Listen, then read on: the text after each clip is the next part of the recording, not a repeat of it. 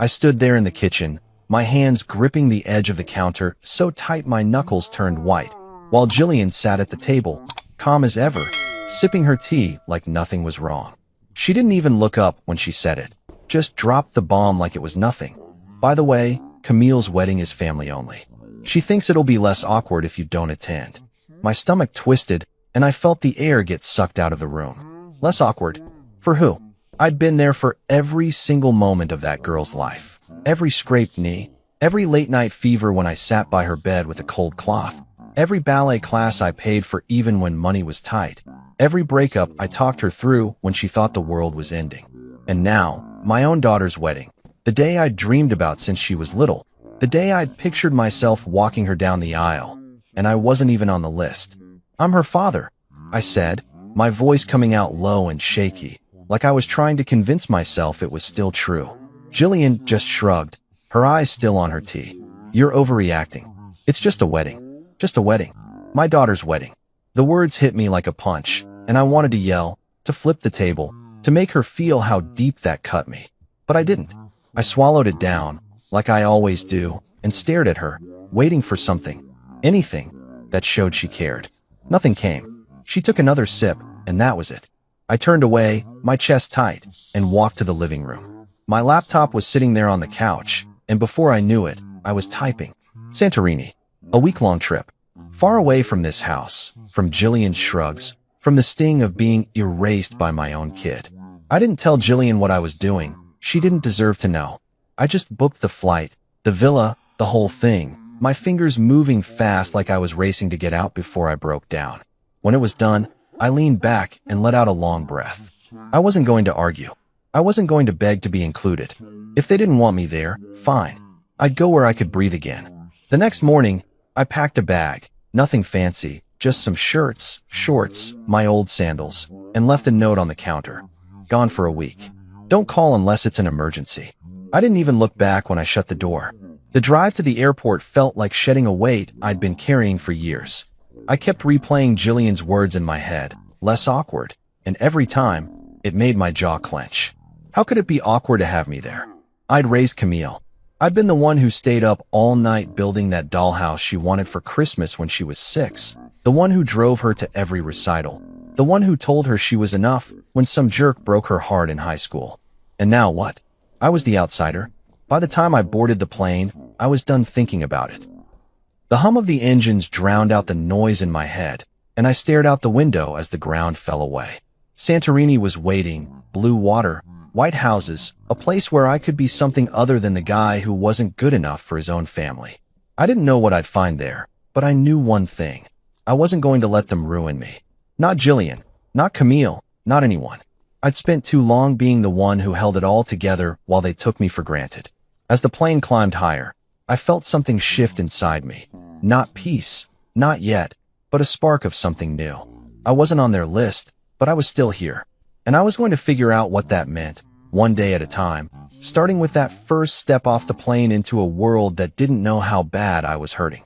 I stepped out of the taxi and onto the stone path leading to my villa, the warm Santorini sun hitting my face as the driver hauled my bag behind me. The Aegean Sea stretched out below, sparkling like it was showing off just for me, and the whitewashed walls of the cliffside glowed against the blue sky. I could smell the salt in the air, mixed with something sweet, maybe flowers, maybe just freedom. The guy at the check-in desk handed me a key and a glass of champagne, smiling like he knew I needed it.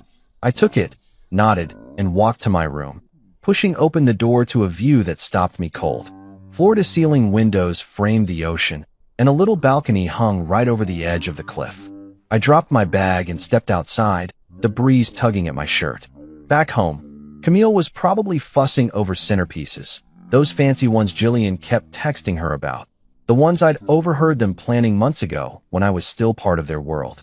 Jillian was likely posing for selfies at the bridal shower, flashing that smile she'd perfected over years of making everything about her. And me?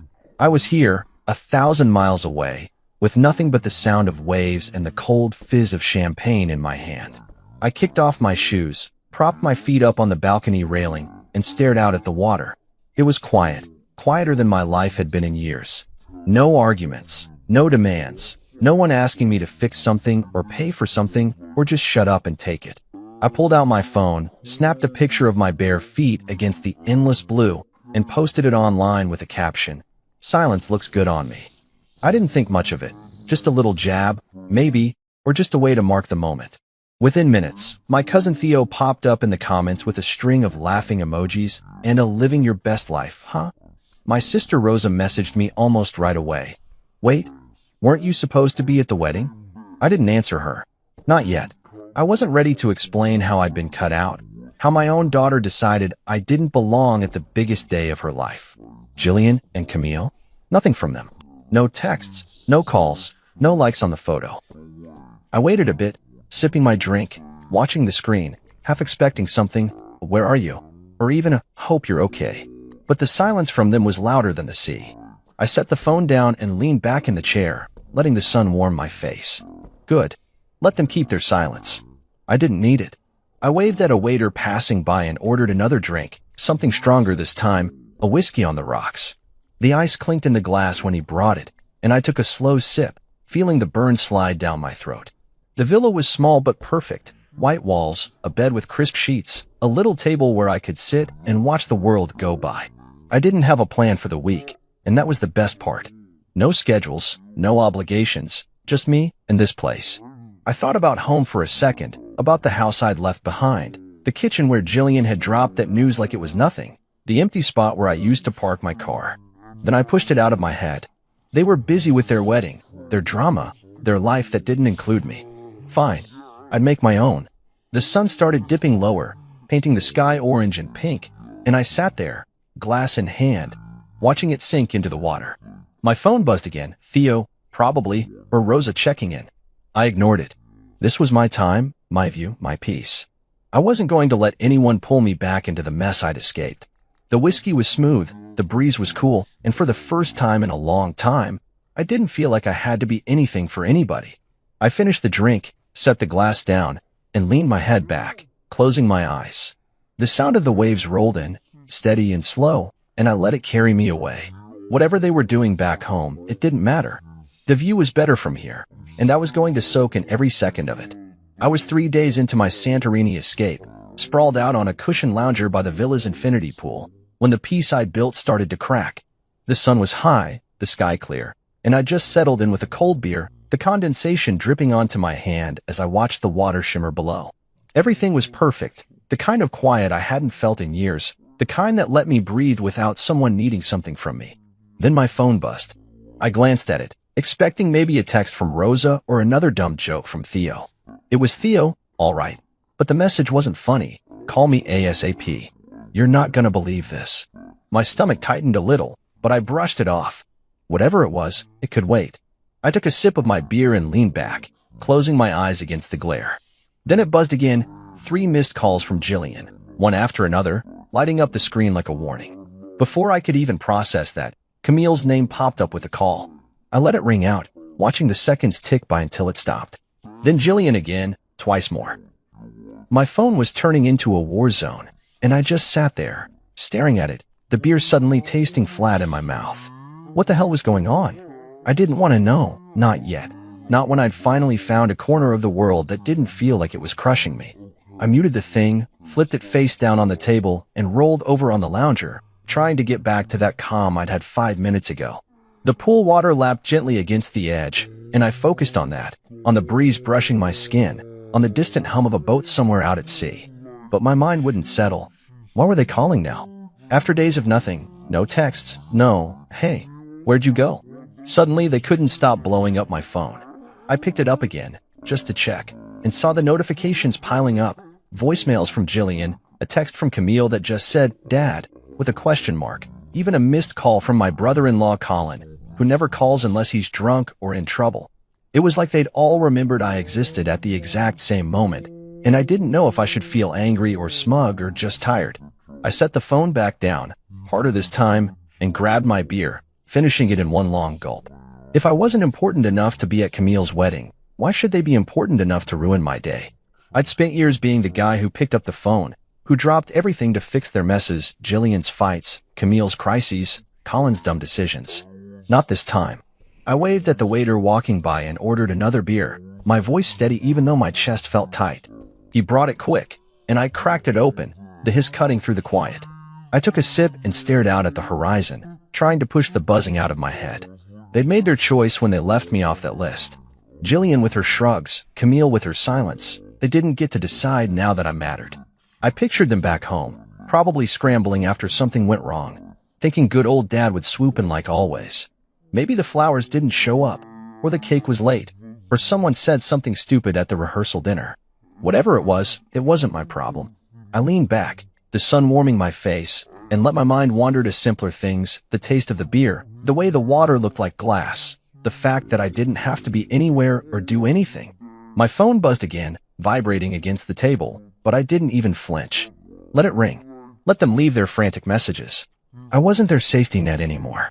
I finished the beer, set the empty can down, and stretched out on the lounger, my arms behind my head. The pool sparkled in front of me, and the sea stretched out forever beyond it. This was my space, my time, and they weren't welcome here. I closed my eyes, the warmth sinking into me, and decided I'd deal with them later, maybe tomorrow, maybe never. For now, I was done. The phone could buzz all it wanted. I wasn't picking it up. I woke up to the soft sound of waves crashing below my villa, the morning sun sneaking through the curtains and warming the room. It was day 4 in Santorini, and I'd started to feel like a different man, lighter, like I'd left more than just a suitcase behind. I stretched, rolled out of bed, and padded barefoot to the balcony, coffee in hand, letting the sea air wake me up properly. My phone had been off since yesterday's barrage of calls, and I wasn't in a hurry to turn it back on. Whatever mess was waiting for me could stay there. I was halfway through my coffee, watching a fishing boat bob on the horizon, when I finally caved and powered it up, just to check the time, I told myself. The screen lit up with notifications, but one stood out, a long text from Camille, sent at 3 a.m. our time. Dad, please call me. I messed up. That was it. No details, no explanation, just those words staring back at me. I set the phone down and took a deep breath, my gut telling me something big had gone down. But I wasn't ready to dive in yet.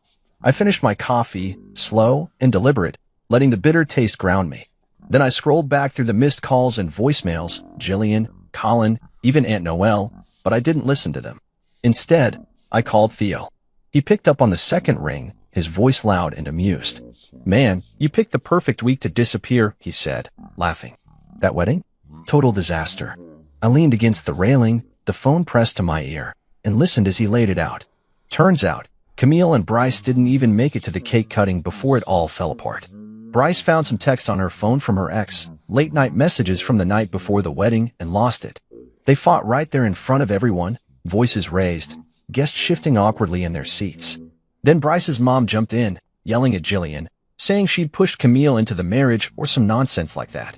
Colin, true to form, got sloppy drunk and started shouting at the DJ for playing the wrong song. Theo said half the guests bailed before the first dance, and the rest just sat there, watching the chaos like a bad movie. No speeches, no sparkler send-off, no happy ending, just a big, ugly mess. I stood there, the sun climbing higher, and felt a strange mix of nothing. No shock, no sadness, just a blank space where I thought I'd feel something. So, yeah, Theo finished, still chuckling, you didn't miss much. I thanked him, hung up, and stared at Camille's text again. I messed up. Yeah, she did. But it wasn't my job to fix it, not this time. I could picture it so clear, Jillian spinning around, trying to smooth things over with that fake smile, Camille crying into her bouquet, everyone looking for someone to blame. And me? I wasn't there. They'd made sure of that. I set the phone down and walked back inside, grabbing my sandals and a towel. I didn't call her back. I didn't call Jillian either. Instead, I booked a massage at the Villa Spa, something with hot stones, the kind of thing I'd never bothered with before. The lady at the desk smiled and said I'd feel like a new man after. Good, I thought. That's what I want. The massage room smelled like lavender, and the table was warm against my back as I lay there, the therapist's hands kneading the knots out of my shoulders. I closed my eyes and let my mind drift, not to the wedding, not to Camille's tears or Jillian's excuses, but to the sound of the sea outside, the way the air felt clean here. They'd had their fairy tale day, or at least they tried, and it blew up in their faces. I wasn't smug about it, but I wasn't sorry either. I'd spent years being the one who held everything together, paying the bills, calming the fights, making sure everyone got through. And the one time I stepped away, it all crumbled. Maybe that should have made me feel needed, but it didn't.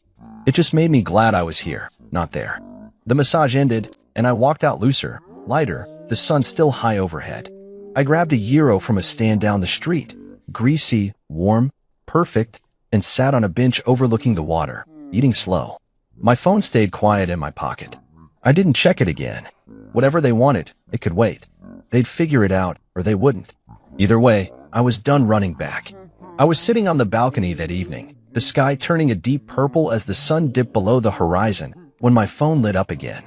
The air was cool, and I had a glass of red wine in my hand, the kind the waiter recommended, dry, strong, the way I liked it.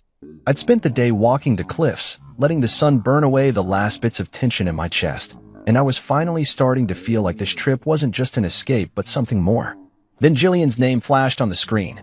3 voicemails, back to back, left sometime that afternoon. I sighed, set the wine down, and stared at it for a minute, debating whether to listen. Curiosity won out. I hit play on the first one, and her voice came through, sharp and familiar, like she was scolding me through the phone. "Look, I don't know where you are, but this is ridiculous. If you'd just been here, maybe Camille wouldn't have felt so cornered. Call me back." The second one was softer, but still dripping with that tone she used when she wanted me to feel guilty. "I'm sorry, okay? I didn't think it'd turn out like this. Just, we need to talk." The third was shorter, clipped, like she was annoyed I hadn't jumped at the first 2. "Fine, keep ignoring us. But this isn't helping anyone." I leaned back in the chair, letting the words sink in. Cornered? If I'd been there? So now it was my fault. My absence was the reason their perfect little wedding imploded. I almost laughed, but it caught in my throat, turning into a bitter snort.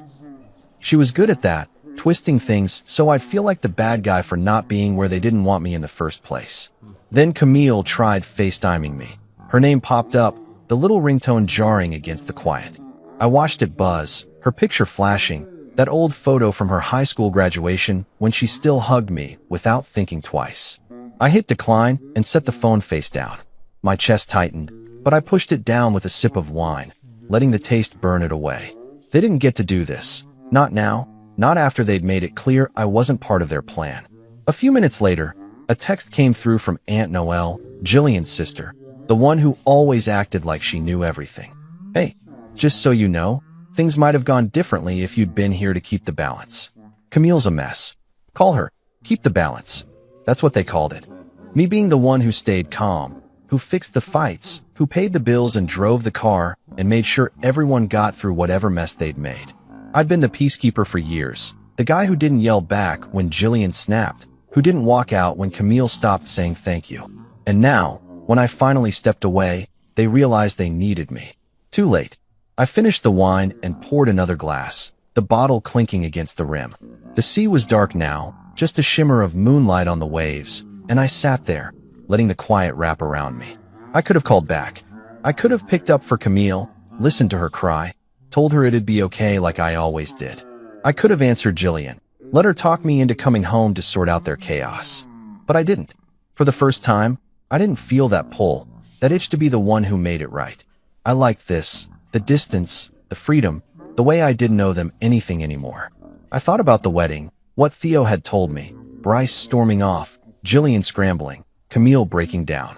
I could see it so clear, them looking around, expecting me to step in, to smooth it over like I'd done 100 times before. But I wasn't there, and they didn't know how to handle it. Good. Let them figure it out. I stood up, stretched, and walked back inside, leaving the phone on the table. The villa was cool and quiet, the bed waiting with its crisp white sheets. I didn't need to be their hero, not tonight, not ever again. I climbed in, the wine still warm in my system, and closed my eyes. They'd made their choice when they left me off that list, and I'd made mine when I got on that plane. If they needed me now, they'd have to wait. I was done being the fallback guy. Sleep came easy, and I didn't dream about them at all. I was sitting at a little seaside restaurant that night, the kind with wobbly wooden tables and lanterns flickering in the breeze, when my phone rang.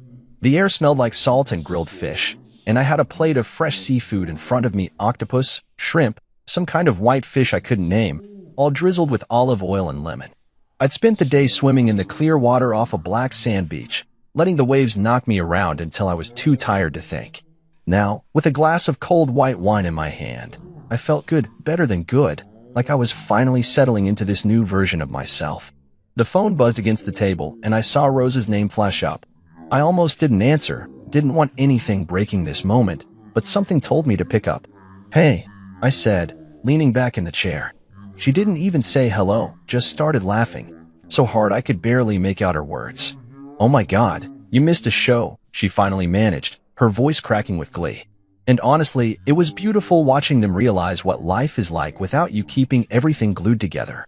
I set the wine down, a grin tugging at my mouth, and listened as she spilled it all. After the wedding fell apart, things got worse. Camille had a full meltdown in front of the guests, tears streaming, mascara running, when Bryce walked out, leaving her standing there in her big white dress. Jillian tried to play it off, flitting around with that tight smile, but Rosa said you could see the panic in her eyes. She kept looking for someone to fix it, someone to take charge, and then it hit her. The only one who ever did that was me, and I was 3,000 miles away. Rosa cackled through the phone, painting the picture, Colin slurring insults at the bartender, Aunt Noelle whispering loud enough for everyone to hear that it was Jillian's fault, the DJ packing up early because no one was dancing. "They didn't know what to do without you," Rosa said, catching her breath. "It was like watching ants when you kick the hill." I speared a piece of octopus with my fork and chewed slow, letting her words sink in. I wasn't surprised, not really. I'd always been the glue, the one who stayed steady when everyone else lost it. Birthday parties, holidays, fights over money, I was the guy who made sure the lights stayed on and the yelling stopped. And now, without me, they'd crumbled. I didn't feel sorry for them. I felt satisfied, maybe. Like karma had finally showed up, right on time. Camille cried for an hour. Rosa went on. Jillian kept saying, "You should have been here," like that would have saved the day. But you know what? They didn't want you there until they needed you. She paused, then added, "I'm proud of you for staying gone." I swallowed the food, the tangy lemon cutting through the richness, and took a sip of wine. "Yeah," I said, my voice low. "Me too." We talked a bit more about her kids, about the weather back home, then hung up. I sat there, the night settling in around me, the sound of the waves mixing with the clink of dishes from the kitchen. The restaurant was half empty, just a few locals chatting over beers, and I liked how small it felt, how far away from everything I'd left. I pictured Camille in her dress, sobbing, and Jillian spinning her excuses, and for the first time, it didn't hurt. It didn't pull me back. It just made me glad I was here, eating this food, drinking this wine, living this life they didn't get to touch.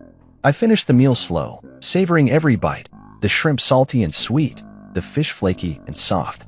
The waiter brought me another glass of wine without me asking, and I nodded my thanks. The bill came, and I paid it with cash, leaving a big tip because I could. I walked back to the villa under a sky full of stars, the path winding along the cliff, my sandals scuffing the stones. When I got in, I kicked them off, poured one last glass from the bottle on the counter, and stepped onto the balcony. The sea was black now, endless, and I stood there, letting the breeze cool my skin. Rose's laugh echoed in my head, and I smiled, really smiled, the kind that reaches your eyes. I went to bed with that feeling, the sheets cool against me, and slept deeper than I had in years. They'd figured out what I was worth, but I'd figured it out too, and I wasn't giving it back. I woke up to the sound of birds chirping outside the villa, the kind of soft morning noise that felt like the world was stretching awake with me. The sun was just peeking over the horizon, casting a golden line across the sea, and I lay there for a minute, staring at the ceiling, letting the quiet settle in. It was day 6 in Santorini, and I'd gotten used to this, waking up without an alarm, without someone banging on the door or calling my name. I rolled out of bed, made a pot of coffee, and took it out to the balcony, the warm mug in my hand chasing off the early chill. I was halfway through my first sip when I decided to check my phone, not because I wanted to, but because I figured I couldn't dodge them forever. There was an email from Jillian waiting, sent late last night. No subject line, no dear or hey, just her words dumped onto the screen like she couldn't be bothered with the niceties. "You've made your point. Come home so we can talk." I read it twice, letting it sink in, and felt my jaw tighten. Made my point? Like this was some game, like I'd flown halfway across the world just to teach her a lesson. No apology. No, I was wrong. Just that same old tone. Like I was a kid who'd stormed off and needed to get over it. I set the mug down and stared out at the water, the waves rolling and steady and slow. She didn't get it. She still thought this was about her, about them, about fixing what they'd broken. Then there was a text from Camille, a long one, sent an hour after Jillian's email. I opened it, and her words spilled out. Dad, I'm so sorry. I didn't mean for it to happen like this. I let Mom and Bryce's family talk me into the family-only thing, and I was stupid. I should have fought for you to be there. Please call me. I hate this. I read it again, slower this time, and felt a flicker of something, maybe guilt, maybe sadness, but it faded quick. She was sorry now, sure, after the wedding crashed and burned, after she realized she couldn't handle the fallout without me. But where was that sorry when she was making the list? When she let Jillian shrug me off like I didn't matter? I didn't text back. I didn't call. I typed a reply to Jillian instead, short and sharp, extended my stay. I hit send, turned the phone off, and leaned back in the chair, the coffee still warm in my hands. Let them sit with that. Let them stew in the silence they'd handed me first. I finished the coffee and got up, grabbing my sandals and a light jacket. I didn't have a plan, just wanted to walk, to feel the ground under me and the air on my face. The streets of Oahe were waking up, shopkeepers sweeping their steps, tourists snapping pictures of the white domes against the blue sky. I wandered through the alleys, the cobblestones uneven under my feet, and thought about how they still didn't see it. Jillian thought I'd come running back because she said so. Camille thought a late apology would erase the sting. They didn't understand that this wasn't a tantrum, it was me finally choosing myself. I stopped at a little cafe, ordered a pastry and another coffee, and sat outside, watching people pass by. The pastry was flaky, sweet with honey and nuts, and I ate it slow, letting the crumbs fall where they wanted. Back home, they were probably pacing, Jillian muttering about how stubborn I was, Camille biting her nails like she did when she was stressed. I could almost hear them. He'll come around. He always does. Except I wasn't. Not this time. I paid the bill and kept walking, the sun climbing higher, warming the stones around me. I found a spot overlooking the caldera, just a low wall and a drop to the sea, and sat there, my legs dangling over the edge. The wind picked up, tugging at my hair, and I closed my eyes, letting it wash over me. They'd made their bed, Jillian with her tea and her shrugs, Camille with her guest list and her tears. Now they could lie in it. I wasn't their crutch anymore. I got up, dusted off my hands, and headed back to the villa, the day stretching out ahead of me. I'd swim later, maybe grab dinner somewhere new. My phone stayed off in my pocket, and I didn't check it again. They could wait. I'd spent years jumping when they called. Now it was my turn to live, and they'd have to figure out how to do it without me. I woke up early again, the Santorini sun slipping through the shutters, painting stripes of light across the floor. It was my 7th day here, and I'd started to love these quiet mornings, coffee brewing, the sea whispering outside, no one pulling me out of bed with a problem to solve. I took my mug and stepped onto the balcony, the air still cool from the night, and sat there, letting the warmth of the cup seep into my hands. The view was the same as always, blue water, white cliffs, but it felt different today, like I was seeing it clearer. Maybe because I was starting to see myself clearer too. I sipped the coffee, slow and steady, and let my mind wander, not to Jillian's emails or Camille's texts, but further back, to all the years I'd spent fading into the background of their lives. It hit me as I sat there, the waves crashing below, how long I'd been invisible. I thought about my birthdays, how they'd forget until the last minute, Jillian tossing me a card she'd grabbed from the gas station, Camille saying, "Oh yeah, happy birthday, Dad," like it was an afterthought. I remembered the way they'd introduce me at events. "This is just Dad," like I was a piece of furniture, something you don't notice until it's gone. Jillian had a way of filling every room, her laugh loud, her stories big, and Camille picked it up young, learning to shine while I stood behind them, quiet, steady, paying the bills. I'd driven across town more times than I could count, picking Camille up from dance when it rained, fixing Jillian's car when it broke down, hauling boxes when they decided to redecorate on a whim. I'd paid for it all too, ballet shoes, prom dresses, that fancy dinner when Camille graduated, the one where they thanked the waiter more than me. And the chaos, God, the chaos. Every fight they had, every time Jillian stormed out or Camille slammed her door, I was the one who calmed it down, who talked them back to normal, who made sure the house didn't fall apart. They'd laugh about it later. "Oh, that's so boring. Always so serious." And I'd smile, thinking that's just how it was. I leaned back in the chair, the coffee going cold, and stared out at the sea. Boring. That's what they called it. Me keeping everything together. Me making sure they had what they needed. I'd been the backdrop to their lives, the guy who held the frame so they could paint whatever picture they wanted. And what did I get? A shrug. A less awkward excuse. A guest list with my name scratched off. I set the mug down and stood up, walking to the edge of the balcony, the stone rough under my hands. I thought about the wedding, how they'd planned it without me, how they'd laughed and posed and never once asked what I thought. I'd imagined that day for years, walking Camille down the aisle, giving a toast, feeling like I mattered. But they didn't see it that way. They saw me as the guy who'd show up anyway, who'd fix it if it went wrong, who'd take the hit and keep quiet. Not anymore. I turned back inside, grabbed my sandals, and headed out. The streets of OIA were waking up again, vendors calling out, the smell of bread drifting from a bakery. I walked with no direction, just letting my feet carry me through the whitewashed alleys, the sun climbing higher. I passed a little shop selling paintings, bright colors, scenes of the sea, and stopped, watching the artist dab at a canvas. He didn't notice me, just kept working, lost in his own world. I envied that, being in the middle of something, not just holding it up for someone else.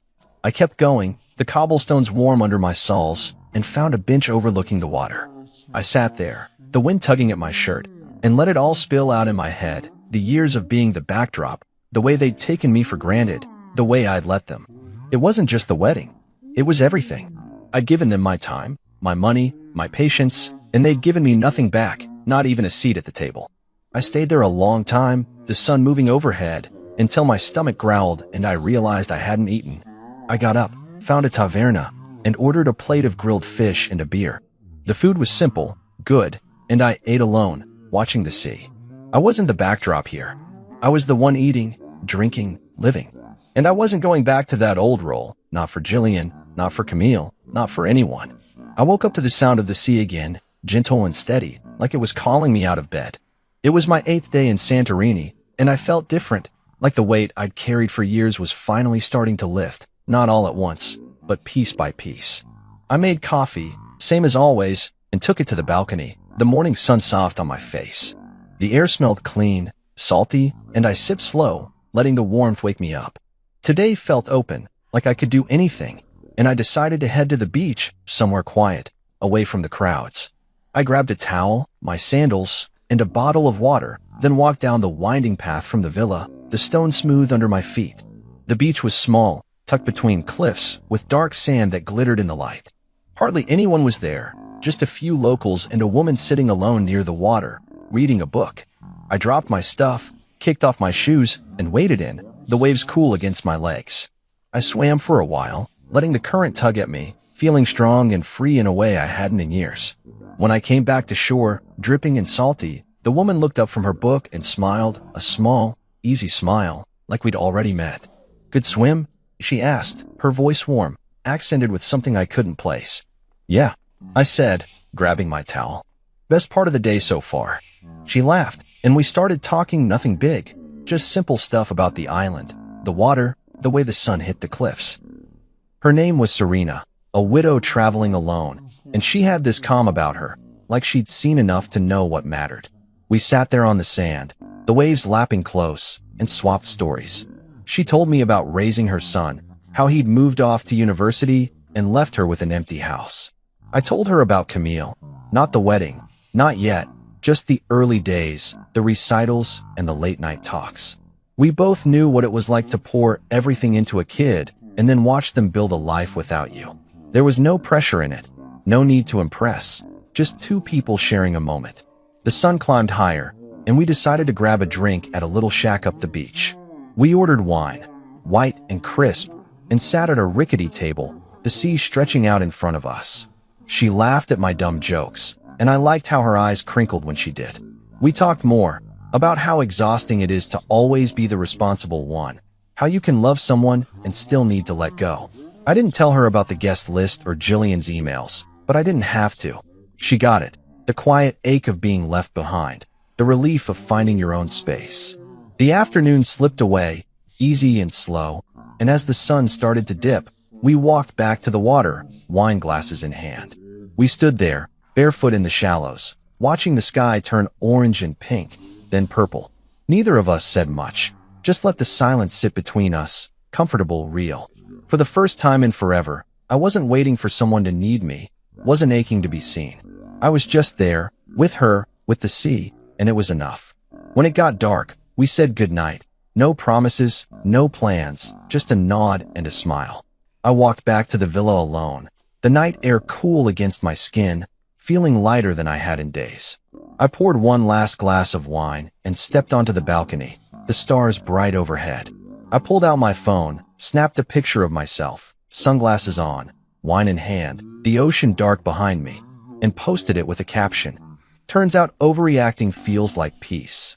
I didn't check for likes or messages, just set the phone down and leaned against the railing. Serena's laugh echoed in my head, and I smiled, sipping slow. This was what I'd been missing. Not the big moments, not the thank yous I never got, but this, a day that was mine, a memory I didn't have to fight for. I wasn't sorry for leaving, wasn't sorry for staying. I finished the wine, the glass cold in my hand, and went inside. The bed was waiting, and I climbed in, the sheets soft against me. Sleep came fast, and I dreamed of the sea, not of home, not of them, just the waves and the open sky. I woke up on my last day in Santorini with the sun already high, streaming through the villa's windows like it was urging me to get moving. I'd slept hard, deep, the kind of sleep that leaves you feeling new. My flight home was that night, and I could have spent the day packing, worrying about what I'd find when I got back, but I didn't. I made coffee, took it to the balcony, and stood there, watching the sea sparkle under the morning light.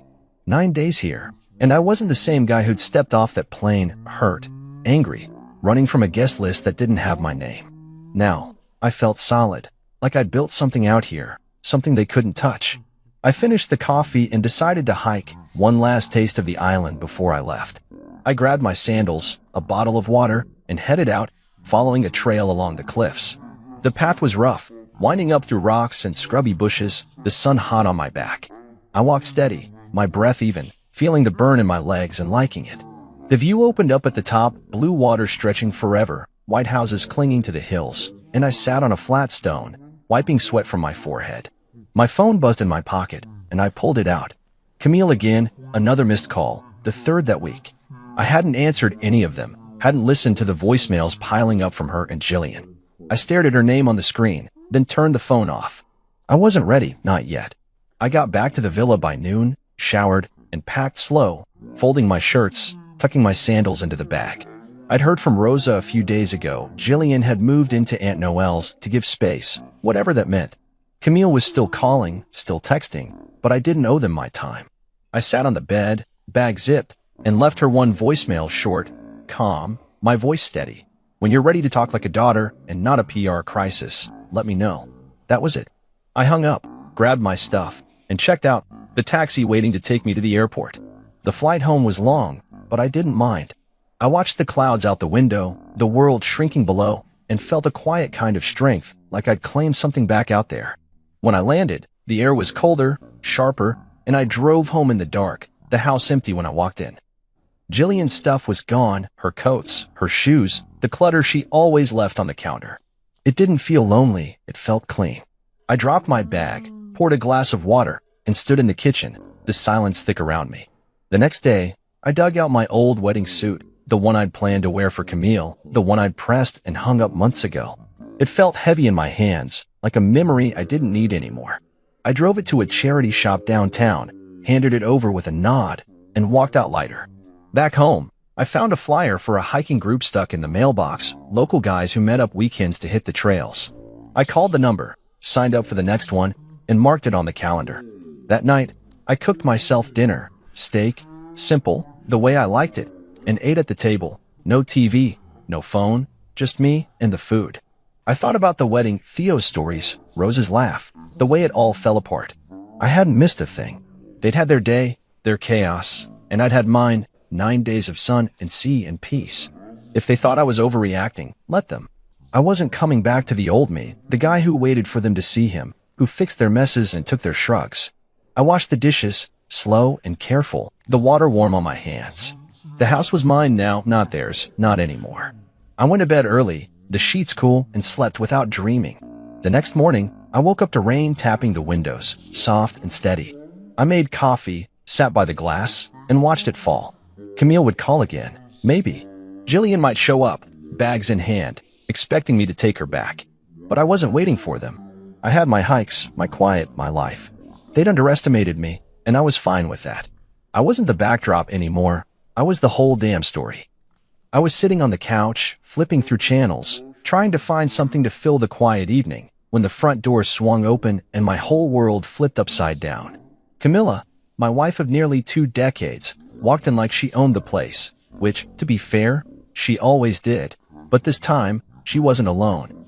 There was a guy with her, some slick-haired jerk with a smirk that made my stomach twist. He had this air about him, like he'd already won something I didn't even know we were competing for. And then there was this little girl, maybe 5 years old, clinging to Camilla's hand, her big eyes darting around the room like she wasn't sure where she'd landed. I froze, my thumb still hovering over the remote, the TV buzzing faintly in the background. Camilla didn't even look at me at first. She just marched in, dropped her purse on the counter, and turned to me with this cold, hard stare I'd never seen before. "Sign these divorce papers and leave now," she said, her voice flat, like she was telling me to take out the trash. It wasn't a question. It wasn't even a fight. It was an order, like I was some hired help she was done with. I blinked, trying to process it, my heart thumping in my chest like it was trying to break free and run. Divorce papers? Leave now? What the hell was happening? Next to me, Julian, my 16-year-old son, sat stiff as a board on the couch. He'd been scrolling on his phone, probably texting his friends or watching some dumb video, but now his screen was dark, his hands gripping the thing like it was a lifeline. His jaw was tight, and I could see the fire flickering in his eyes, even though he didn't say a word. He's always been like that, quiet when he's mad, but you can feel it rolling off him in waves. I wanted to say something, anything, to break the silence, but my tongue felt heavy, stuck to the roof of my mouth. Camilla didn't wait for me to catch up. She reached into her bag, pulled out a stack of papers, and slapped them down on the coffee table in front of me. The sound echoed in the room, sharp and final. "This is done," she said, crossing her arms. "We're done." The guy Trent, she called him later, shifted behind her, looking smug, like he was enjoying the show. The little girl, Ava, just stood there, her tiny fingers wrapped around Camilla's, staring at me like I was some stranger she'd never seen before. Maybe I was. I looked at the papers, the black ink blurring a little as my eyes tried to focus. Divorce. She wasn't kidding. After 18 years, 2 houses, 1 kid, and a million little fights I thought we'd survived, she was standing there telling me to pack up and get out. My house. Our house. The one I'd painted, fixed, lived in for years while she was off finding herself on her endless work trips. I felt my hands clench into fists, the remote digging into my palm. "Camilla," I finally managed, my voice rough, like I hadn't used it in days. "What is this? Who are these people?" She rolled her eyes, like I was the idiot for asking. "This is my life now," she said, gesturing to Trent and Ava like they were some prize she'd won. "You've been sitting here, doing nothing, while I've been building something real. Sign the papers, take your stuff, and go." Her words hit me like a punch, each one sinking deeper into my gut. Nothing? I'd raised Julian. I'd kept this house running. I'd waited for her, night after night, while she drifted further away. And now she was rewriting the story, making me the loser who didn't matter. I glanced at Julian again, hoping he'd say something, anything, to back me up. He didn't. He just stared at his mom, his eyes narrowing, like he was sizing her up. I could tell he was hurt. Hell, I was hurt. But he wasn't going to give her the satisfaction of seeing it. Neither was I. Not yet. I leaned forward, resting my elbows on my knees, trying to keep my breathing steady. "You can't just walk in here and kick me out," I said, keeping my voice low, controlled. "This is my home too." Camilla laughed, a sharp, bitter sound that made the hairs on my neck stand up. "Your home? You've got no job, no money, no nothing. You're lucky I didn't do this sooner." She thought she had me pinned, helpless, ready to slink away with my tail between my legs. Trent smirked again, and I wanted to wipe that look off his face with my fist. But I didn't move. I just sat there, letting her words bounce around in my head, trying to figure out how the woman I'd loved for half my life had turned into this stranger standing in front of me. The little girl tugged on Camilla's hand, whispering something I couldn't hear. Camilla bent down, murmured something back, and then straightened up, brushing her off like an annoyance. That's when I really looked at Ava, her dark hair, her round face. She didn't look like Julian. She didn't look like me. But she had Camilla's nose, maybe her chin. My stomach dropped. How long had this been going on?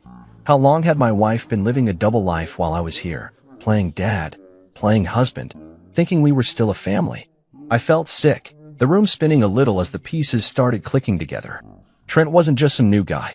Ava wasn't just some kid she'd picked up somewhere. This was planned.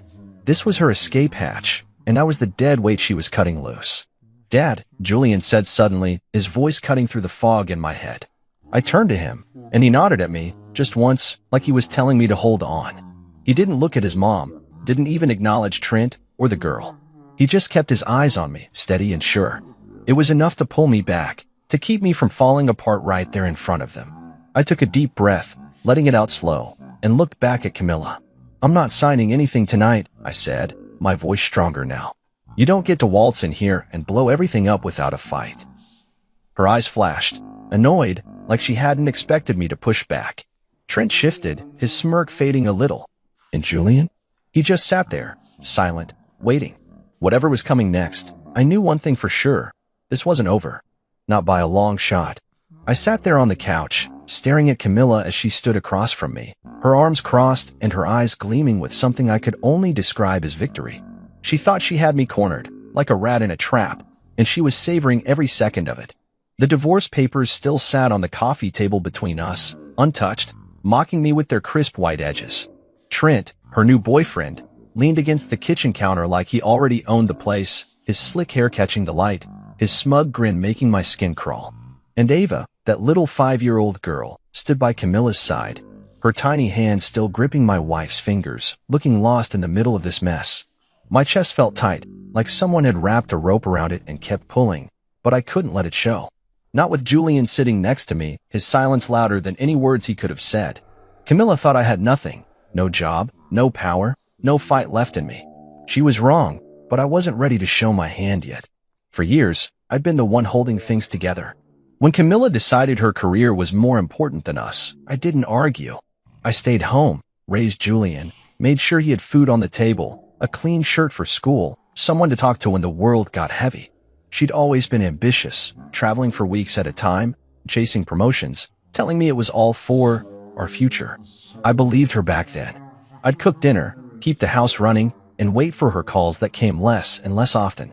She'd breeze in for a weekend, all smiles and expensive perfume, then vanish again. I didn't chase her. Maybe I should have. Maybe that's why she thought she could walk in here now, with this Trent guy and a kid I'd never seen before, and just erase me like I was some smudge on her perfect life. "You've been a ghost in this marriage for years," she said, her voice sharp, cutting. "I've moved on. You should too. Moved on." Like it was that simple. I looked at Trent again, trying to figure out who this guy was. He wasn't some random fling. He carried himself like he'd been around a while, like he knew things about my wife I didn't. His suit was pressed, his shoes polished, the kind of guy who spent more time in front of a mirror than I'd spent fixing the leaky sink last month. And Ava, she wasn't mine. That much was clear. Her dark eyes flicked between me and Camilla, unsure, like she was waiting for someone to tell her what to do. I did the math in my head. 5 years old. Camilla's trips had gotten longer around then, her excuses flimsier. I'd chalked it up to work stress, to her needing space. Now I saw it for what it was, a lie. She'd been building a whole other life while I was here, playing the fool, thinking we were still a team. "You expect me to just walk away?" I asked, keeping my voice steady even though my hands were shaking a little. I shoved them into my lap so she wouldn't see. "After everything I've done for this family?" Camilla laughed, a cold, brittle sound that bounced off the walls. "Family? You mean sitting around, pretending to be a writer while I paid the bills? I've been carrying us, and I'm tired of it." That stung. I'd given up my job years ago. Yeah, but it was for Julian. For her. She'd begged me to stay home so she could climb the ladder, and I did it because I loved her. Now she was twisting it, making it sound like I was some lazy bum leeching off her success. I wanted to yell, to tell her how many nights I'd stayed up with Julian when he was sick, how many times I'd fixed this house with my own hands, how I'd kept us afloat when her career didn't cover the mortgage. But I didn't. Not yet. Julian shifted beside me, his knee brushing mine. I could feel the tension in him, like a coiled spring ready to snap. He hadn't said a word since she walked in, but his eyes were locked on her, watching every move. He knew more than he was letting on, I could sense it. He'd always been sharp, picking up on things I missed. Maybe he'd seen this coming. Maybe he'd heard her on the phone, caught whispers of Trent or Ava when I was too busy to notice. I wanted to ask him, to lean over and whisper, "What do you know, kid?" But this wasn't the moment. Camilla was still talking, laying out her victory speech like she'd rehearsed it in the car. "Trent and I have something real," she said, glancing at him with a smile I hadn't seen in years. "Ava's part of that. You're not." Her words landed heavy, each one a brick piling up between us. I looked at the little girl again, her small face framed by dark curls. She didn't deserve this, being dragged into a fight she couldn't understand. But Camilla didn't care. She was too busy rewriting our history, painting me as the failure so she could feel good about walking away. I leaned back on the couch, forcing myself to breathe, to think. She thought I was weak because I didn't scream, didn't throw things, didn't beg her to stay. She didn't know me at all. "You're making a mistake," I said quietly, meeting her eyes. She smirked, like she'd already won. "No, you're the one who's been living a mistake. Sign the papers, and let's end this." I didn't touch the papers. I just sat there, letting her words hang in the air, feeling the weight of Trent's stare and Ava's confusion. Julian's silence was a wall beside me, solid and strong. Camilla thought she'd blindsided me, that I'd crumble under her big reveal. But I'd spent years learning to be patient, to wait, to watch. She didn't know I'd been keeping score, not with anger, but with facts. The house, the money, the truth. She thought she was serving me betrayal on a silver platter, cold and final. She didn't realize I wasn't ready to eat it. Not yet. I glanced at Julian again, and he gave me the smallest nod, like he was saying, "We've got this." Maybe we did. Maybe this wasn't the end she thought it was. I watched Camilla as she stood there, her posture stiff and confident, like she'd spent months plotting this moment in her head. She had it all figured out, didn't she? The divorce papers still sat on the coffee table, glaring at me, daring me to pick them up and sign my life away. She'd walked in here with Trent and Ava like they were her shiny new trophies, and I was just the old, broken thing she was tossing out. "We've been apart for years," she said, her voice smooth, practiced. "We're practically strangers. It's time you moved on." She didn't even look at Julian, didn't acknowledge the boy sitting next to me who'd spent his whole life waiting for her to come home. It was like he didn't exist in her new little world. I leaned forward, resting my arms on my knees, trying to keep my hands from shaking. She was so sure of herself, so certain she'd planned every step of this perfectly. And maybe she had, up until now. She kept talking, laying it out like she was reading from a script. "This house isn't yours anymore," she said, waving a hand around like she was already redecorating it in her mind. "I've got a family now, Trent, Ava, me. You don't fit here." Her words were sharp, meant to cut, and they did. I felt them slice through me, stirring up a mix of anger and hurt I didn't want to show. She thought I'd just nod, grab a bag, and slink out the door, leaving her to play house with this guy who looked like he spent more on hair gel than I did on groceries. Trent stood there, arms crossed, nodding along like he was part of the plan too. Ava stayed quiet, her big eyes flicking between us, probably wondering why the grown-ups were so mad. I wanted to ask Camilla how long she'd been cooking this up, how many nights she'd lied to me about work trips while she was off starting a new life. But I didn't. I just listened, letting her spill it all out. She thought she knew me, thought I was some washed-up guy with no backbone, no fight. For years, I'd let her take the lead because I loved her, because I wanted her to be happy. When she said she needed to travel for her job, I stayed home with Julian. When she said she needed space, I gave it to her. I didn't push, didn't pry, didn't demand answers when she came back smelling like someone else's cologne. I trusted her. And now she was using that trust against me, spinning it like I'd been the one drifting away. "You've had your chance," she said, her tone final. "I'm done pretending this works." Pretending. That word stuck in my throat, bitter and hard to swallow. I'd spent years building a life with her, raising our son, keeping this house warm for her to come back to. And she'd been pretending? I glanced at Ava again, that little girl who didn't ask for any of this. She was proof Camilla hadn't just moved on, she'd built something else entirely. 5 years old. That meant this wasn't some fling that started last month. This was years in the making, years of lies piling up while I was here, fixing Julian's lunches and patching holes in the drywall. I felt my jaw tighten, my teeth grinding together as I tried to keep my cool. Camilla didn't notice. She was too busy laying out her perfect plan. "I'll take the house," she said. "You can find somewhere else. It's only fair." Fair. She had the nerve to talk about fair when she'd been cheating, lying, and planning this ambush behind my back. I wanted to laugh, but it caught in my chest, turning into something heavy instead. Julian shifted next to me, his sneakers scuffing the floor. He still hadn't said anything, but I could feel him listening, taking it all in. He was smarter than me sometimes, quicker to see through people. I wondered what he was thinking, if he'd caught on to his mom's game before I did. I wanted to reach over, put a hand on his shoulder, tell him we'd be okay. But I didn't move. I kept my eyes on Camilla, watching her play her part. She thought the house was hers because her dad had bought it years ago, back when we were first married. She figured it was still in his name, or hers by default now that he was gone. She didn't know what I knew.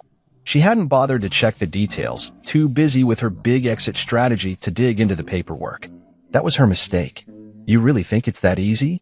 I said, my voice low, cutting through her monologue. She stopped, her head tilting slightly, like she wasn't used to me talking back. What? She snapped, annoyed. You think you've got some claim here? You've got nothing, no leverage. She was so sure, so cocky. Trent smirked again, like he was in on the joke. I let the silence stretch out for a second, just long enough to make her shift uncomfortably. The house, I said, leaning back on the couch, crossing my arms. It's not yours to take. Her eyes narrowed, confusion flickering across her face. What are you talking about? Dad left it to me. She was so certain, clinging to that old story she'd told herself. I shook my head, slow and deliberate. No, Camilla. He didn't. She froze, her mouth opening like she wanted to argue, but didn't know where to start. For the first time since she walked in, that smug look of hers faltered. She didn't know about the deed, about the quiet meeting I'd had with her dad years ago when he saw how she was treating us. He'd signed it over to me, not her, because he trusted me with Julian, with the home he built. It was all legal, locked away in a file she'd never bothered to look at. I didn't say all that yet.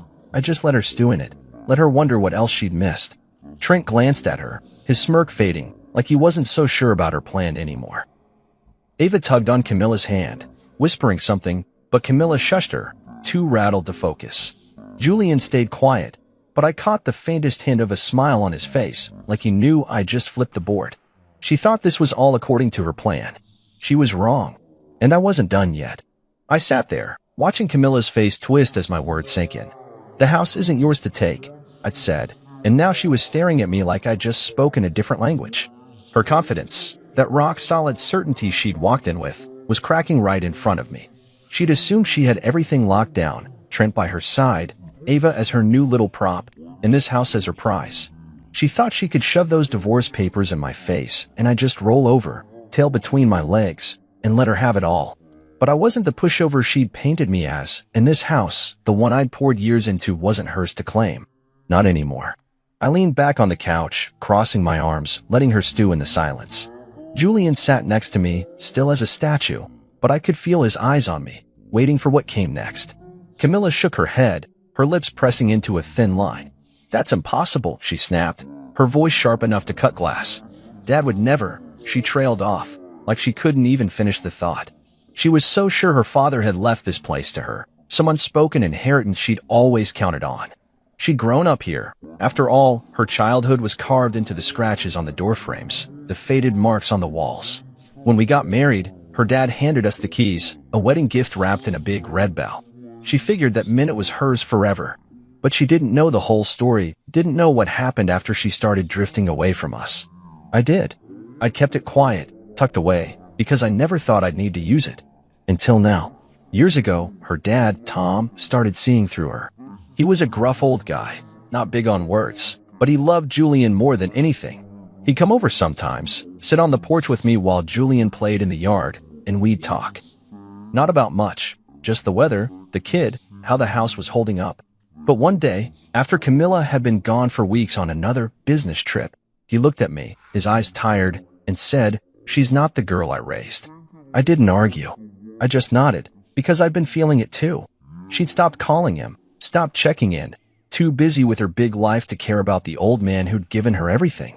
He saw how I stuck around, how I kept things steady for Julian while she chased whatever it was she was after. And he didn't like it, not one bit. So one afternoon, he showed up with a stack of papers and a notary. "This house is yours," he said, his voice rough but firm. "Not hers. You're the one who's earned it." I tried to argue, told him it wasn't right, that Camilla would lose her mind if she ever found out. But he wouldn't hear it. "She's made her choices," he said. "I'm making mine." He signed the deed over to me, just like that, all legal and binding. It was filed away, locked in a drawer I hadn't touched since he passed 2 years ago. I never told Camilla. Why would I? She was barely around, and when she was, she didn't care about the house, only about what it looked like to her fancy friends. She assumed it was still hers because she never bothered to check. That was her mistake, and now it was mine to play. What do you mean? It's not mine, she said now, her voice rising, panic creeping in. She stepped forward, her hands balling into fists. This was Dad's house. He gave it to us, to me. I shook my head again, slow and steady, keeping my eyes on hers. He gave it to me, Camilla. Years ago. After he saw how you treated him. How you treated Julian. Her mouth opened, then closed, like a fish gasping for air. She didn't want to believe it, couldn't wrap her head around the idea that her own father had picked me over her. Trent shifted behind her, his smug look gone, replaced by something uneasy. He didn't know this part of the plan either. I could tell. Good. Let him sweat too. You're lying, she said, but it sounded weak, like she was trying to convince herself more than me. He wouldn't do that. He loved me. I shrugged, keeping my voice calm. He did, but he loved Julian more, and he trusted me to take care of him. You weren't here, Camilla. I was.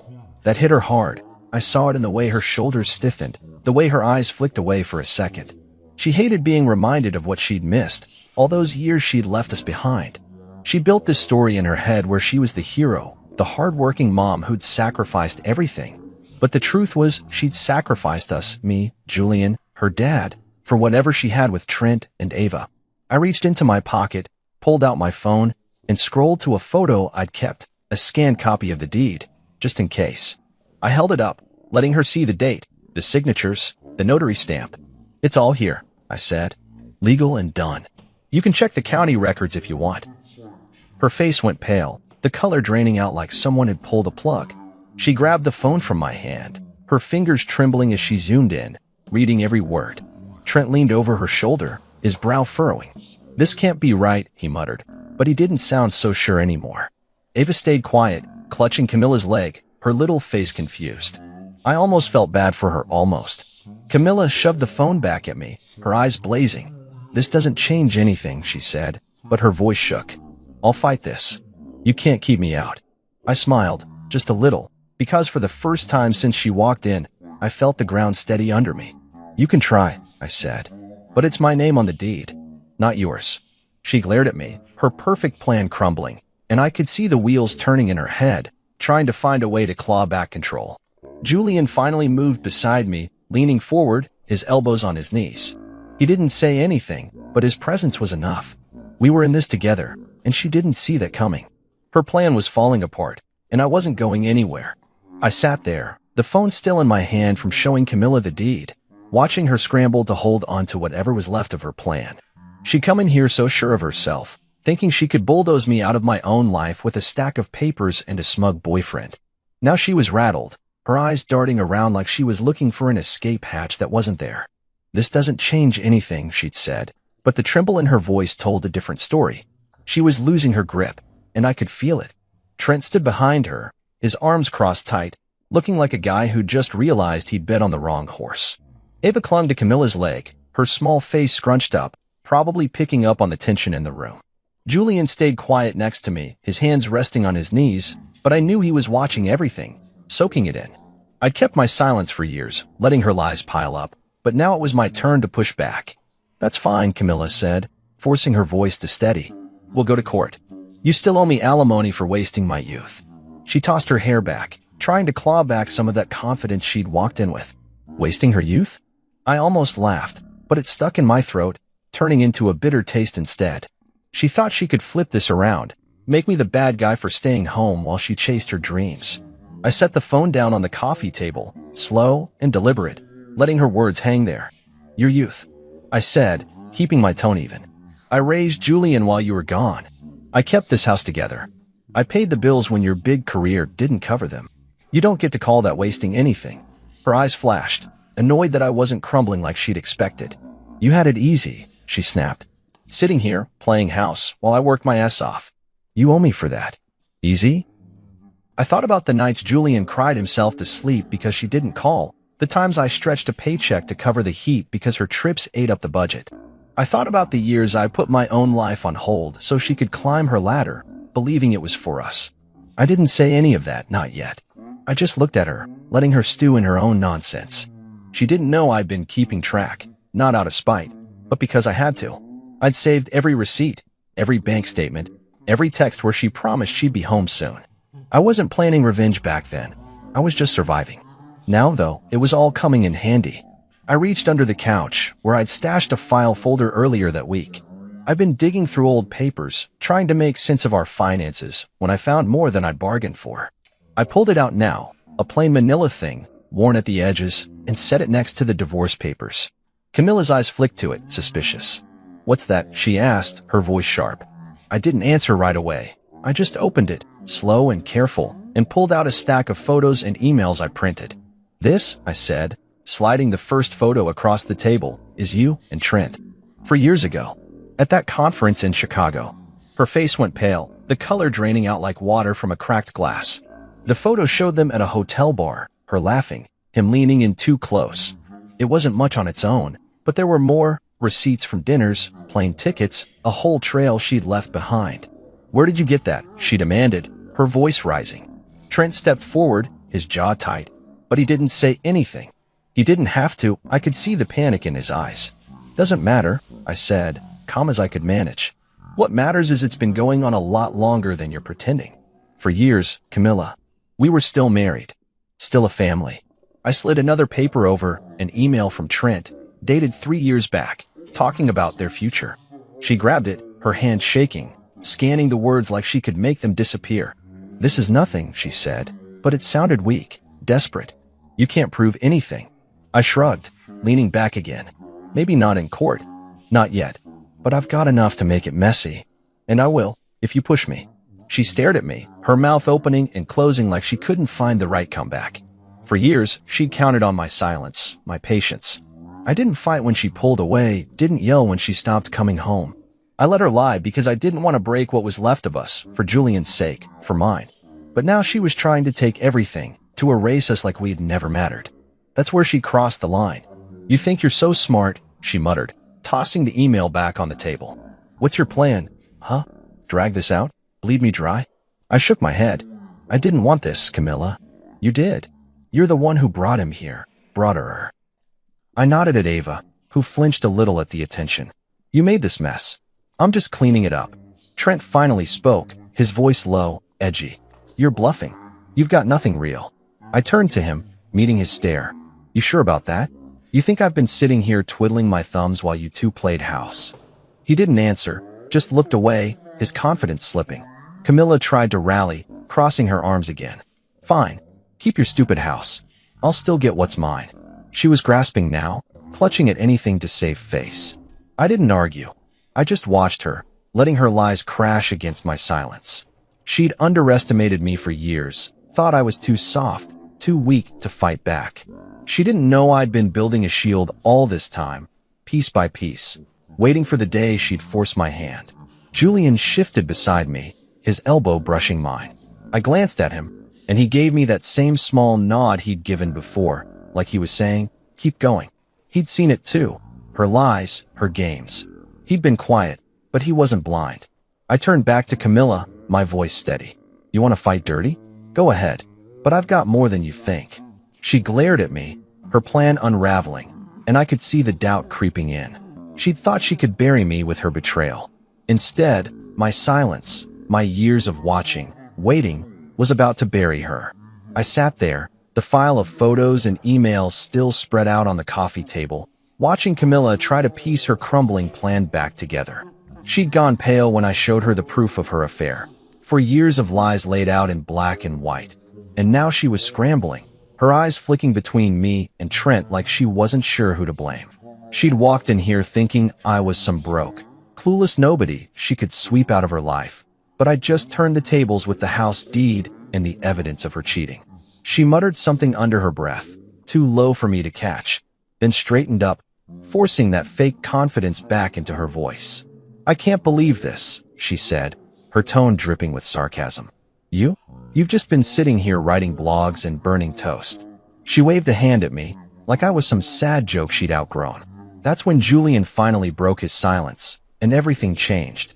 He stood up from the couch, slow and deliberate, his sneakers scuffing the floor as he moved. "Mom, you really don't know?" he said, his voice steady, cutting through the tension like a knife. I turned to him, my heart thumping, wondering what he was up to. He didn't look at me, just kept his eyes on Camilla, calm and sure. He walked over to the coffee table, reached past the divorce papers in my file, and picked up a hardcover book I'd left there a few days ago. It was thick, with a dark blue cover and gold lettering, The Silent Watcher. He held it out to her, his expression unreadable. He wrote this, Julian said, nodding at me. He's MJ Clark. Camilla's jaw dropped, her eyes widening as she stared at the book like it was a bomb about to go off. Trent frowned, confused, but she knew exactly what it meant. That book had been everywhere, bookstores, billboards, even a TV ad last month saying it was getting a streaming deal. And she had no idea it was mine. I felt my stomach flip, a mix of pride and nerves hitting me all at once. I'd never told her about it, not the writing, not the pen name, not the success. For years, I'd been scribbling stories while Julian slept, tapping away on my laptop after fixing dinner or patching the house. It started as a way to keep my mind busy when Camilla was gone, a quiet escape from the loneliness creeping in. I didn't think much of it at first, just words to fill the empty nights. But then I sent one to a publisher under a fake name, MJ Clark, because I didn't want anyone tying it back to me. It sold. Then it exploded. The royalties started rolling in, more money than I'd ever seen, all tucked away in a separate account she never knew about. I didn't flaunt it, didn't buy fancy cars or brag to friends. I kept it quiet, used it to pay off the house, save for Julian's future. Camilla thought I was some deadbeat because I didn't punch a clock. She didn't know I'd been out-earning her for years. She snatched the book from Julian's hand, her fingers trembling as she flipped it open, scanning the title page like she could prove it was a lie. This can't be you, she stammered, her voice shaky. You're not. She didn't finish, just kept staring at the words, her whole world tilting. I leaned back on the couch, crossing my arms, letting her process it.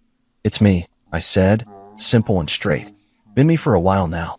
Her head snapped up, her eyes locking on mine, and I saw something new there, panic, maybe even fear. She built this story in her head where I was nothing, a loser she could ditch without a second thought. Now she was holding proof she'd been wrong, and it was hitting her hard. Trent stepped closer, peering over her shoulder at the book. What's the big deal? He asked, his voice edgy, like he didn't get why she was freaking out. Camilla turned to him, her face tight. This is a bestseller, she said, almost whispering. It's worth millions. And he wrote it. Trent's eyes widened, his smug grin gone, replaced by something greedy and nervous. He looked at me like I'd just turned into a different person, and I guess in a way, I had. To them, I'd been the quiet guy in the background, the one they could ignore. Now I was the guy with a secret they couldn't touch, and it was driving them crazy. How? Camilla demanded, turning back to me, the book still clutched in her hands. When did you even? She couldn't finish the question, too rattled to make sense of it. I shrugged, keeping my voice calm. While you were gone. Nights, mostly. Had a lot of time to think. That stung her. I saw it in the way her mouth twitched. She hated being reminded of how much she'd left behind, how many hours I'd spent alone while she was off with Trent. Julian sat back down next to me, his expression steady, but I caught the faintest smirk on his face. He'd known about the book for months, found it on my desk one day, and put it together. He didn't tell anyone, just kept my secret, proud in his own quiet way. Camilla flipped through the pages, her hands shaking, then stopped, looking at me again. You hid this from me, she said, her voice low, accusing. All this time, you were, what? Laughing at me? I shook my head. I wasn't hiding it to hurt you. I just didn't need you to know. That was the truth. I didn't write it for her, didn't do any of it for her. It was mine, something she couldn't take away. She stared at me, the book slipping a little in her grip, and I could see the gears turning in her head. She thought she had me pegged, thought she could walk all over me. Now she was holding proof she'd misjudged everything, and it was tearing her apart. Julian leaned forward, resting his elbows on his knees. You didn't see him, Mum, he said, his voice quiet but firm. You never did. That hit her like a slap. She flinched, her eyes darting to him, then back to me. For the first time since she walked in, she didn't have a comeback. Trent shifted, looking uncomfortable, like he wanted to bolt. Ava stayed silent, watching it all unfold. The room felt heavy, the air thick with everything she'd missed. That book wasn't just words on a page, it was the life I'd built without her, the strength she didn't know I had. And it changed everything. I watched Camilla clutch that book, The Silent Watcher, like it was the last piece of her plan she could hold on to. Her face was a mess of shock and anger, her fingers digging into the cover as she tried to wrap her head around the fact that I wasn't the nobody she'd thought I was. Julian's words, "You never saw him," Mum, still hung in the air, heavy and true, and I could see them cutting into her. She'd walked in here with Trent and Ava, thinking she'd blindsided me, thinking she could kick me out of my own life with a few signatures. But I just dropped 2 bombs, the house was mine, and I was MJ Clark, the guy behind $1 million book. Now she was blinking fast, stammering, trying to find a way to claw back control. "The royalties," she said suddenly, her voice sharp, desperate. "Those are marital assets, right? I'm entitled to half." She was grasping, reaching for anything to turn this around. I just smiled, slow and easy, because she didn't know the best part yet. Trent perked up at that, his greedy eyes lighting up like he'd just heard a cash register ding. "Yeah," he said, stepping closer, his voice eager. "That's how it works, isn't it? You can't keep all that money to yourself." He looked at me like I was some vault he could crack open, like he'd already started spinning my royalties in his head. Camilla nodded, latching onto his words, her confidence flickering back. "We were married when you wrote it," she said, pointing at the book. "That means it's ours, mine too." She thought she'd found her lifeline, a way to salvage her big exit. I let her talk, let her build up that hope, because watching it crash was going to be sweeter than anything I could say. Julian shifted beside me, his elbow brushing mine, and I knew he was waiting for it too. He'd seen the papers. I'd told him bits and pieces, but he didn't know the whole play yet. I leaned forward, resting my arms on my knees, keeping my voice calm. "No, Camilla," I said, meeting her eyes. "The divorce was finalized 2 weeks ago. You signed without reading the fine print again." Her mouth dropped open, the book slipping from her hands and hitting the floor with a dull thud. Trent froze, his face going slack. Ava looked up, confused, but stayed quiet, clinging to Camilla's leg. I reached for the divorce papers she'd slapped on the table when she walked in, flipping through them to the last page. There it was, her signature, scrawled in her usual rushed cursive, dated 2 weeks back when I'd sent them through her lawyer. She'd been so eager to get rid of me, so sure she was winning, that she didn't even glance at what she was signing. "You agreed to everything," I said, tapping the page. "No alimony, no assets, no claims. It's done." She lunged for the papers, snatching them from my hands, her eyes scanning the lines like she could undo it with sheer willpower. This can't be right," she stammered, her voice shaking. I wouldn't," she stopped, her finger hovering over her signature, the proof she couldn't deny. "I'd hired a lawyer months ago, kept it quiet, started the process when I found out about Trent and Ava. I didn't want to fight. I just wanted out, clean and simple.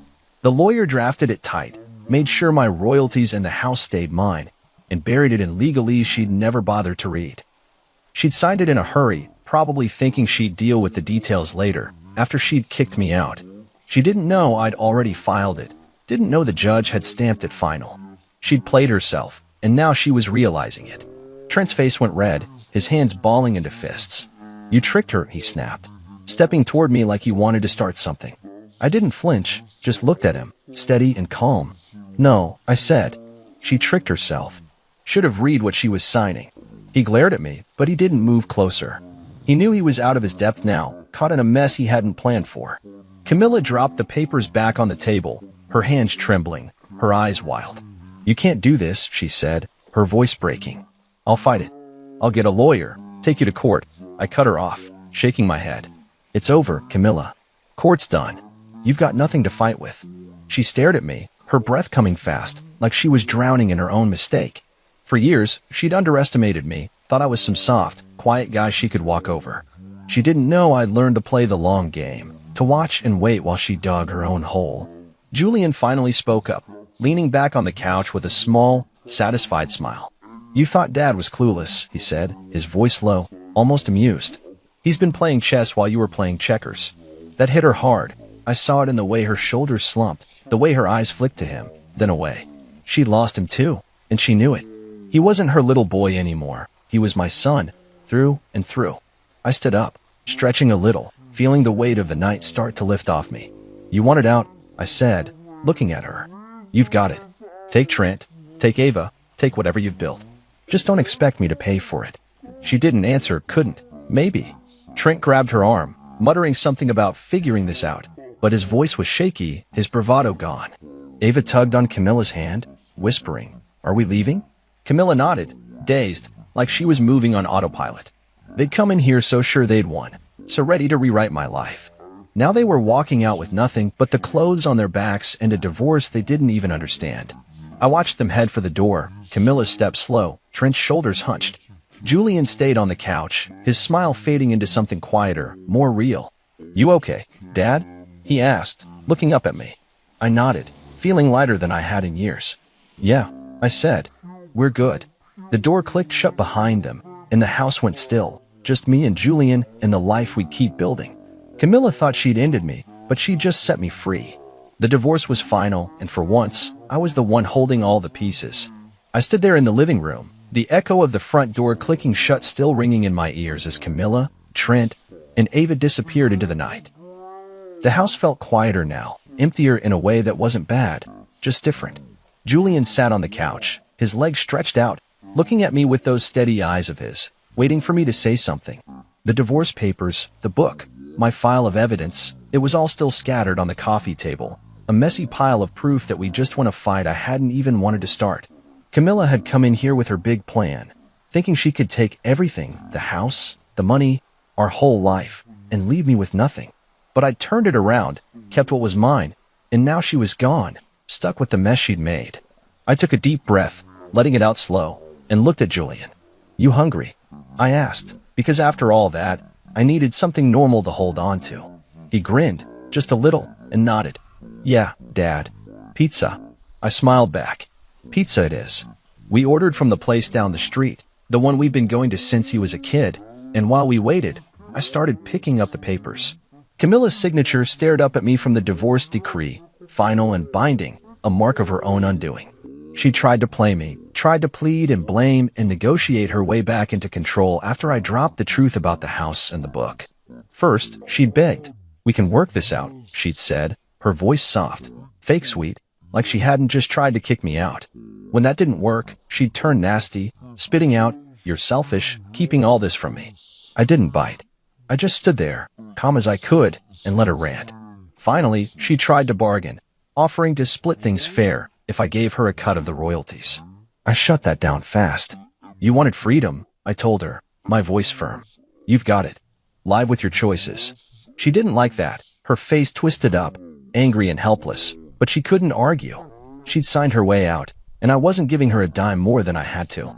The pizza came, and Julian and I sat at the kitchen table, eating straight from the box like we used to when he was little.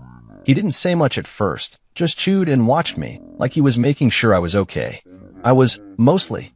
It hurt, seeing Camilla walk away with Trent and Ava, knowing she'd picked them over us years ago, and I'd been too blind to see it.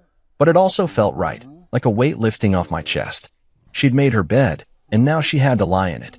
"She's gonna try something," Julian said between bites, wiping sauce off his chin. "You know she won't let this go easy." I nodded, because he was right. Camilla didn't give up. She'd fight dirty if she could. "Let her try," I said. "She's got nothing left to stand on." He smirked, a little proud, a little relieved, and we kept eating, the quiet settling around us like a blanket. I wasn't done with her yet, though, not completely. She'd walked away thinking she could still call the shots, but I had one more move. I pulled out my phone, scrolled to my lawyer's number, and sent a quick text. File for child support. Julian was 16, still a minor, and Camilla had a good job, better than good, with all those years of climbing the ladder. She barely paid a cent for him while I stayed home, covering everything. Now it was her turn. I kept it simple, just enough to reflect the effort she'd never put in, nothing crazy. She'd hate it, but she'd pay, because I'd make sure she had no choice. When she called the next day, screeching about it, I stayed cool. "You owe him," I said. "Years of nothing. This is fair." She tried to argue, claiming she couldn't afford it with Trent and Ava to take care of. That's when I brought up the adultery compensation clause, another little gem buried in the divorce papers she'd signed blind. "Pay it," I told her, "or I'll see you in court." She went quiet, then hung up. A week later, the first check came. She paid. She had to. I didn't want to crush her, not really. I just wanted what was right for Julian, for us. She'd chosen Trent and Ava, chosen her shiny new life over the one we'd built. Fine, but she didn't get to walk away clean, leaving us to pick up the pieces. I thought about Ava sometimes, that little girl caught in the middle. She wasn't mine, but she was innocent, and I hoped Camilla wouldn't drag her through too much mud. Trent, though, I didn't care about him. He'd hitched himself to her wagon, thinking it was a free ride. Now he was stuck, and I had a feeling he'd regret it soon enough. Julian finished his slice and leaned back, looking at me. "You think she'll be okay?" he asked, his voice soft. I knew he meant Camilla. I shrugged. "She's tough. She'll figure it out. But it's not our problem anymore." He nodded, accepting that, and we cleaned up the pizza box, moving on like it was any other night. I didn't feel victorious, not exactly. It was more like relief, like I'd finally closed a door that had been hanging open too long. Camilla had chosen this path years ago, when she started lying, when she built a family behind my back. I'd given her everything, my time, my trust, my silence, and she'd thrown it away. Now she was out there, scrambling to make it work with Trent, while I was here, keeping things steady for Julian. That's what mattered. The house was ours, the money was mine, and our life was ours to shape. She'd tried to take it all, but I'd held on, and now she had to live with the fallout. "You chose this," I told her, and I meant it. She did, and I was done feeling sorry about it. I woke up the next morning to sunlight streaming through the kitchen window, hitting the counter just right, making the old wood glow a little. The house was quiet, peaceful in a way it hadn't been for years, not since Camilla started drifting away, leaving me and Julian to fill the empty spaces she left behind. Last night had been a storm, with her storming in with Trent and Ava, trying to rip everything apart, only to walk out with nothing but her own mistakes. Now it was just us, me and Julian, and the air felt cleaner, like we'd finally shaken off something heavy. I started the coffee maker, the familiar gurgle filling the silence, and thought about what came next. She was gone, the divorce was final, and we had a chance to start over. Not from scratch, but from something real, something ours. Julian shuffled in a little while later, his hair a mess, still in his pajamas. He grabbed a mug and poured himself some coffee, even though I'd told him a million times he was too young for it. "Morning," he mumbled, sitting at the table across from me. I nodded back, taking a sip of my own. "Morning. Sleep okay?"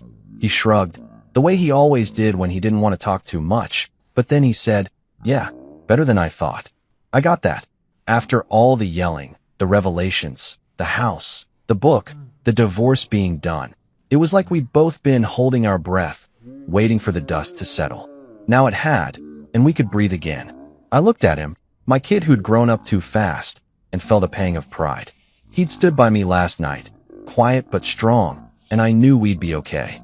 Camilla and Trent were out there somewhere, probably licking their wounds. I'd heard from a mutual friend a few days later. They'd moved to some city a couple hours away, renting a cramped apartment because they couldn't afford much else. Trent lost his job not long after, something about his boss finding out he'd been messing around with a married woman, Camilla, and it didn't sit right with the company. I didn't feel bad for him. He'd walked into this with his eyes open, thinking he'd hit the jackpot with her. Now they were scrambling, borrowing money to cover the settlement and legal fees I'd forced her to pay. The child support check started coming too, small but steady, and I put every cent into a savings account for Julian. She hated sending them. I could feel it in the stiff way she wrote his name on the envelopes, but she didn't have a choice. Her perfect little family fantasy was cracking, and I wasn't surprised. It was built on lies, and those don't hold up long. Me and Julian, though, we were moving forward. He'd been talking about college for a while, tossing around ideas about where he wanted to go, what he wanted to study. Maybe writing, he said one night over dinner, a few weeks after Camilla left. Like you. That hit me hard, in a good way. I'd never pushed him toward it. Never even told him much about my own work until he found that book. But he'd been reading my stuff, MJ Clark's stuff, on the sly, and he liked it. "You're good at it," I told him, keeping it simple. "If that's what you want, go for it." He nodded, a small smile tugging at his mouth, and I could see him starting to figure himself out. He was applying to schools now, filling out forms late into the night, and I'd sit with him sometimes, helping with essays or just keeping him company. It felt right, like we were building something together. I kept writing too, under my pen name, staying out of the spotlight like always. The Silent Watcher was still doing well, the streaming deal was signed, and checks kept coming, but I didn't let it change us. We stayed in the house, fixed it up a little with the extra cash, but nothing flashy. I liked the quiet, the routine, coffee in the morning, writing in the afternoon, dinners with Julian where we'd talk about his day or just sit in comfortable silence. Some nights, he'd show me bits of his own stories, rough drafts he'd scribbled in notebooks, and I'd read them, amazed at how sharp he was, how much he saw. "You've got a knack," I'd say, and he'd shrug, but I could tell he was proud. We were finding our rhythm, a life that didn't need Camilla or her chaos to feel whole. I thought about her sometimes, wondered how she was holding up. She'd chosen Trent and Ava, walked away from us like we were nothing, and now she was paying for it, literally and figuratively. I didn't hate her, not anymore. I just didn't care. She'd made her move, and I'd made mine, and we were both living with the results. Julian didn't talk about her much, but I caught him staring at his phone once, like he was thinking about texting her. "You can, I said, keeping my voice light. "If you want to." He shook his head, putting the phone down. "Nah, she doesn't get it. We're good here." That was enough for me. He didn't need her approval, didn't need her to see him. He had me, and I had him, and that was more than she'd ever given us. The days turned into weeks, then months, and the house started feeling like ours again. Not hers, not theirs, just ours. I'd walk past the living room where she'd stood with those divorce papers, and it didn't sting anymore. It was just a room, a place where we'd faced her down and come out stronger. Julian kept writing, kept applying, and one day he got a letter, an acceptance to a school he'd been eyeing, with a scholarship for his essays. "Dad, look," he said, holding it up, his grin wide. I hugged him, hard, feeling like we'd hit a milestone we'd earned together. We were starting again, not because we had to, but because we wanted to for him, for me, for all of us who mattered. And it felt damn good. I was sitting at my desk one morning, the house quiet except for the hum of the coffee maker in the kitchen, when the phone rang. It was Camilla. Her name flashed on the screen, and for a second, I just stared at it, my thumb hovering over the button. Months had passed since she'd walked out with Trent and Ava, since I'd turned her plan upside down with the house deed, the book, and the divorce she'd signed without reading. We'd had no contact since the child support check started. Stiff little payments she sent like clockwork, probably gritting her teeth every time she wrote Julian's name. I didn't expect her to call, not now, not after everything. I picked up, curious more than anything, and her voice came through, softer than I remembered. "Hey," she said, like we were old friends catching up. "Ava's starting school soon. I was wondering if you had any advice. You were always good with that stuff." I didn't say anything at first, just let the words sit there, heavy and strange. Advice? After she'd tried to erase me, to take everything and leave me with nothing? I leaned back in my chair, staring out the window at the backyard where Julian used to kick a soccer ball around. Part of me wanted to hang up, to tell her she'd lost the right to ask me for anything. But I didn't. I just sat there, silent, letting her squirm on the other end. "Look," she said after a pause, her voice tighter now. "I know things ended bad. I just thought, for Ava. For Ava. Not for Julian, not for us, just for the kid she'd chosen over her own son." I felt my jaw tighten, but I kept my tone flat. "Figure it out, Camilla," I said. "You've got Trent. You don't need me." She started to say something else, but I ended the call, setting the phone down with a soft click. That was it, done. I wasn't her crutch anymore. Julian came home later that day, tossing his backpack by the door like always. He'd been at school, finishing up his last year, and he'd grown into this quiet confidence I couldn't get enough of. "Mom called," I told him, keeping it casual as I stirred a pot of pasta on the stove. He raised an eyebrow, leaning against the counter. "Yeah? What did she want?" I shrugged. "Parenting advice. For Ava." He snorted, a short, sharp sound, and shook his head. "She's got nerve." I nodded, stirring the sauce. "Thought you might want to know."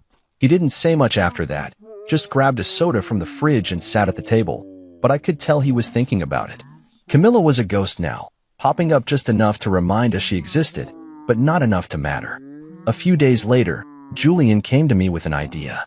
"I want to send her something," he said, holding up a copy of my newest book, The Final Deduction. It had just come out under my pen name, M.J. Clark, and it was already climbing the charts, another quiet when I didn't flaunt. I looked at the cover, dark red with silver letters, and raised an eyebrow. "You sure?" He nodded, a small smirk tugging at his mouth. "Yeah, she needs to see it." I didn't argue, knew he had his reasons. He flipped it open, showed me the dedication I'd written months ago, to those who think silence is weakness. It never is. It was for him, for me, for everyone who'd ever been underestimated. He grabbed a pen, signed his name under mine from Julian, and mailed it off.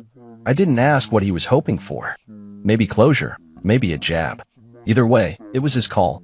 Camilla never called back after that.